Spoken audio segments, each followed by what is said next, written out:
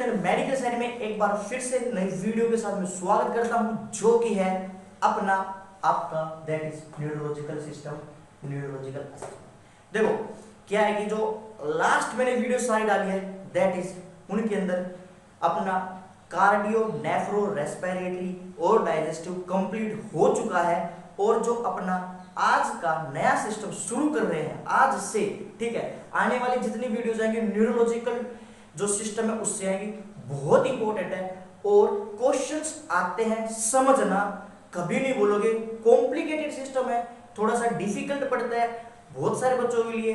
आप मेरे साथ बने रहे, बहुत आसान तरीके से मैं समझाऊंगा, और पूरी वीडियो को देखना और समझना कि ये क्या है, कैसे इसके अंदर अपन क्वेश्चंस को निकाल सकते हैं और क्या इसके अंदर क्या क्या इसका डाटा है, ठीक है। तो सारी वीडियो आप जब प्रॉपर तरीके से देखो तो ही समझ में आएगा, ठीक है। यहाँ पे मैं क्लास ले रहा हूँ और इंस्टा पे मैं एनक्लेक्स क्वेश्चंस डाल रहा हूँ, तो अगर किसी को एनक्लेक्स वाले क्वेश्चंस देखने हैं, समझने हैं और प्लस में इसके अलावा सोल्व करने हैं तो आप इंस्टा पे फॉलो कर सकते हो वहां पे, ठीक है। तो अब शुरू करते हैं अपना दैट इज न्यूरोलॉजिकल असेसमेंट, यानी कि न्यूरोलॉजिकल असेसमेंट कैसे किया जाता है। देखो सिस्टम के अंदर जो डिजीज कंडीशन होती है ना, उनको समझने से पहले अपन को पहले थोड़ा सा बेसिक पता होना चाहिए कि भाई न्यूरोलॉजिकल क्या सिस्टम होता है, कैसे इसके अंदर क्या क्या क्राइटेरिया है वो चेक किए जाते हैं। तो सबसे पहले देखो न्यूरोलॉजिकल असेसमेंट के अंदर जो सबसे पहला जो इसका इंडिकेटर दैट इज LOC, यानी कि लॉस ऑफ कॉन्शियसनेस, ठीक है, लॉस ऑफ कॉन्शियसनेस, ठीक है। ये मोस्ट सेंसिटिव इंडिकेटर होता है। क्या? मोस्ट सेंसिटिव इंडिकेटर होता है। देन उसके बाद में फिर क्या होता है, अगर देखो किसी को भी हेड इंजरी हो जाती है, पेशेंट का जो कंसंट्रेशन है, पेशेंट की जो कॉन्शियसनेस है वो डिस्टर्ब हो जाती है, डिसओरिएंटेशन हो जाती है, जिसको अपन लॉस ऑफ कॉन्शियसनेस कहते हैं। सबसे पहले यही होगा।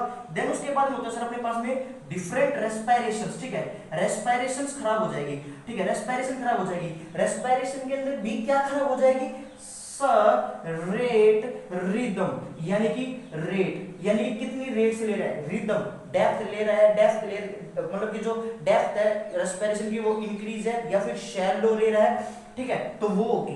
देन इसके अलावा रेट, रिदम और डेप्थ, ठीक है। तो ये तीन चीज अपन चेक करते हैं रेस्पिरेशन के अंदर। अच्छा, कितने तरह की रेस्पिरेशन होती है, क्वेश्चंस बहुत आते हैं यहां से, आप समझो कि ये कितने तरह की अपने पास में रेस्पिरेशन होती है। सबसे पहले उठाते हैं, शुरुआत करते हैं किससे, कुसुमाल रेस्पिरेशन से, ठीक है, कुसुमाल रेस्पिरेशन, ठीक है। ये क्वेश्चन बहुत बार पूछा जाता है कि भाई इसके अंदर क्या होता है, ठीक है। तो इसके अंदर सर जो रेट होती है ना sir, rate of respiration and depth, ठीक है, डेप्थ दोनों बढ़ी हुई रहती है, रेट एंड डेप्थ बढ़ी हुई रहती है। एक ट्रिक बता रहा हूं, कभी नहीं बोलोगे SRK से माल, ठीक है, कभी नहीं बोलोगे SRK शाहरुख खान से माल, याद रखना। ये ऐसी ही अनरैंडम टेक्निक है, अनरैंडम ट्रिक है, बट याद रह जाएगी life time. S stand for salicylate poisoning हो जाती है ना, उसके अंदर अपन को क्या देखने को मिलती है, Kussmaul respiration. R stand for renal का कोई एब्नॉर्मलिटी होती है ना, उसके अंदर अपन को क्या देखने को मिलती है, कुसुमाल। कीटोएसिडोसिस क्वेश्चन आता है बहुत बार कि कीटोएसिडोसिस के अंदर कौन सी रेस्पिरेशन होती है, Kussmaul respiration.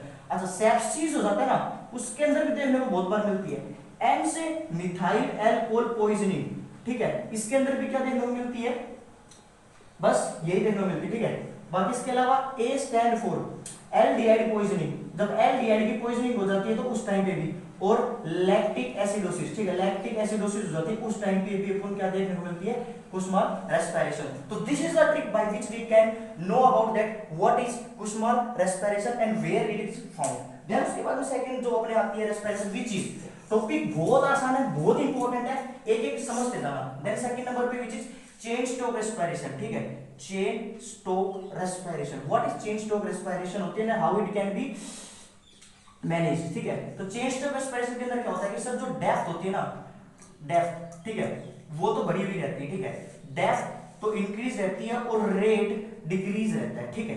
This is the क्या, चेन स्टोक रेस्पिरेशन पाई जाती है। ओपियोइड पॉइजनिंग वाले के अंदर में भी पाई जाती है, ठीक है, ओपियोइड पॉइजनिंग अगर हो जाती है उसके अंदर ही समटाइम्स पाई जाती है।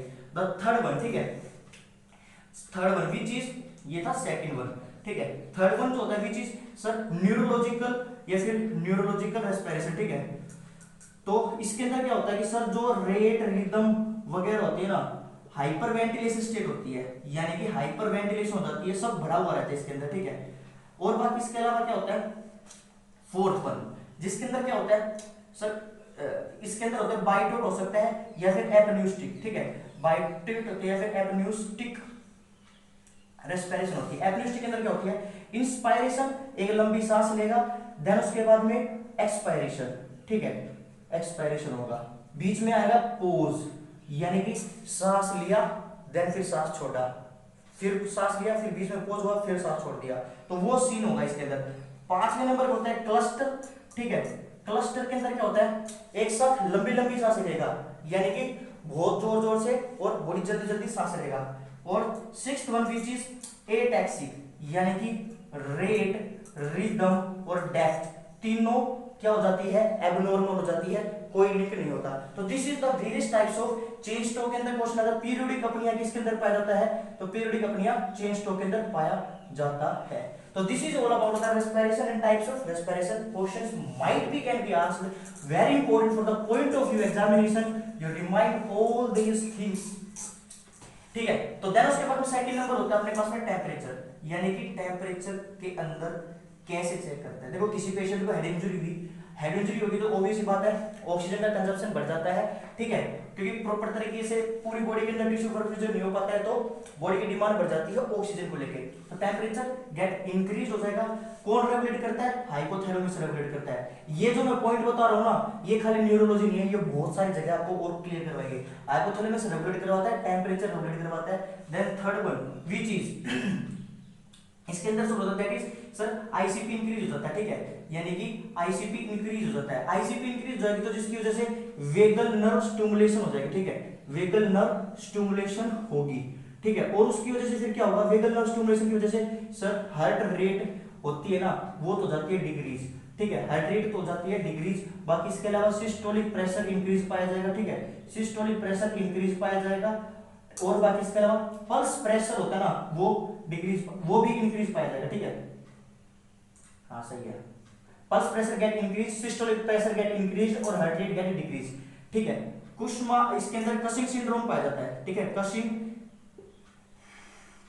सिंड्रोम नहीं होता है, कशिंग साइन पाया जाता है, कशिंग सिंड्रोम नहीं, सॉरी, कशिंग साइन पाया जाता है। कशिंग साइन का मतलब ये होता है सर, जो इसके अंदर हार्ट रेट है वो तो सर डिक्रीज हो जाती है, बाकी इसके अलावा रेस्पिरेटरी रेट भी डिक्रीज हो जाती है, और सिस्टोलिक जो बीपी होता है that is increase. This triad is known as Cushing sign होता है, कशिंग ट्रायड होता है, ठीक है, कशिंग ट्रायड, सॉरी। तो this is the mainly seen in the increased ICP के अंदर, ठीक है, ये सारा सब कुछ पाया जाता है। देन उसके बाद होता है अपने पास में व्हाट इज, कि भाई इसके बाद सर सेंसरी और मोटर चेक किया जाएगा, ठीक है। फोर्थ के बाद fifth one which is sensory और मोटर, ठीक है, ये असेसमेंट किया जाएगा। सेंसरी के अंदर सबसे पहले ऑडिटरी, यानी कि सुनने के लिए किया जाएगा।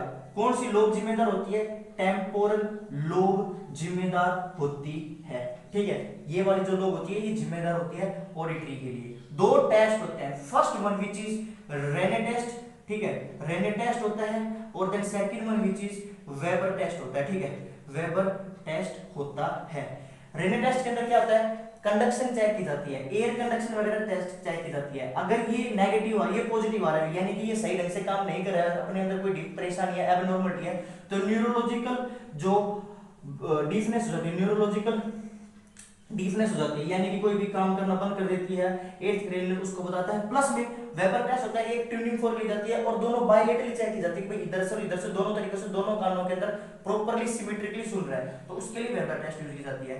देन सेकंड नंबर पे होता है अपने पास में विच इज क्या सर, ऑडिटरी के बाद होता है अपने पास में ओल्फैक्टरी, यानी कि ओल्फैक्टरी क्या होता है, ओल्फैक्टरी यानी कि सूंघने का, ठीक है, यानी कि सूंघने के लिए जो यूज की जाती है वो। Third one which is optic nerve होती है, ठीक है, ऑप्टिक नर्व के लिए कैसे चेक की जाती है अपने पास में, ऑप्टिक नर्व को देखने के लिए अपने पास में स्नेलन टेस्ट होता है, ठीक है, स्नेलन चार्ट होता है, ठीक है, इसका यूज किया जाता है। बाकी इसके अलावा फोर्थ वन टैक्टाइल होता है, ठीक है, टैक्टाइल होता है। देखो ऑप्टिक नर्व से बहुत खास बात बताता हूं मैं, ये जो ट्रिक है ना, ये ट्रिक अशोक सर थे कम्युनिटी वाले, वो बताते थे, बहुत शानदार ट्रिक है, ठीक है। ऑप्टिक नर्व से एक बात याद रखना, ये दुनिया गोल, ठीक है, इसको देखने वाली दो आंखें गोल, ठीक है। और इसको दोनों को काम करने के लिए जो नर्व आती है दैट इज ऑप्टिक नर्व, वो गोल, ठीक है। और ऑप्टिक नर्व के बाद में जो जहां पे इसकी परसेप्शन होता है दैट इज ऑक्सीपिटल लोब, तो वो भी गोल, ठीक है। तो ये चीज याद रखना, कभी नहीं बोलोगे ये दुनिया गोल, देखने वाले दोनों आंखें गोल, ऑप्टिक नर्व गोल, ठीक है, क्योंकि भाई ऑप्टिक ओ आ रहा है आगे और ऑक्सीपिटल, तो कभी नहीं बोलोगे, बहुत शानदार चीज है, ठीक है। देन उसके बाद होता है टैक्टाइल। टैक्टाइल के अंदर क्या होता है, यानी कि सर परसेप्शन करता है ये, यानी कि टच करके पूरी बॉडी को, ठीक है, हाथ पैर को कहीं भी जो टच करके अपने पास में परसेप्शन मिलता है that scene in the parietal lobe के अंदर पाया जाता है। किसके अंदर, पैराइटल लोब के अंदर पाया जाता है।